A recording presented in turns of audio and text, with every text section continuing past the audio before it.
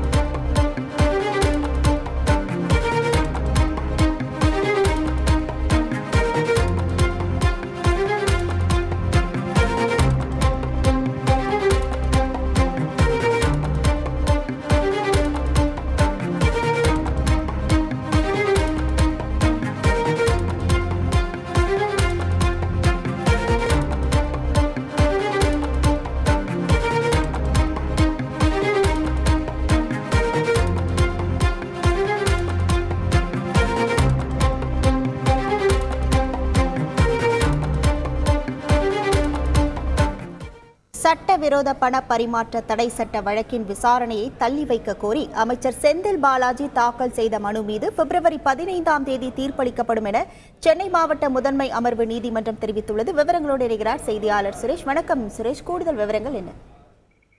வணக்கம். அமைச்சர் செந்தில் பாலாஜிக்கு எதிராக அமலாக்கத்துறையினர் பதிவு செய்துள்ள சட்டவிரோத பணப்பரிமாற்ற தடை சட்ட வழக்கில் கடந்த ஜனவரி 22ஆம் தேதி குற்றச்சாட்டுகள் பதிவு செய்வதற்காக தேதியானது நிர்ணயிக்கப்பட்டது.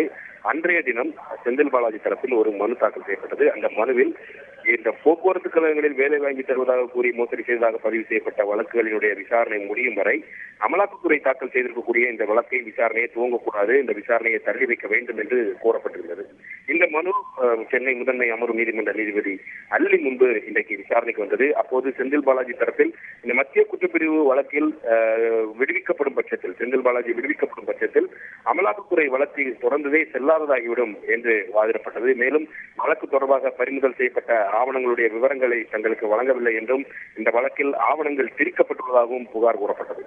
இதற்கு பதிலளித்து அமலாக்கத்துறை தரப்பில் வழக்கின் விசாரணையை முடக்கி வைக்கக்கூடிய நோக்கத்திலும் குற்றச்சாட்டு பதிவையும் சாட்சி விசாரணையை தாமதப்படுத்தக்கூடிய நோக்கிலும் இந்த மனுவானது தாக்கல் செய்யப்பட்டிருக்கிறது. இந்த மனு விசாரணைக்கு உகந்தது அல்ல என்று வாதிடப்பட்டது.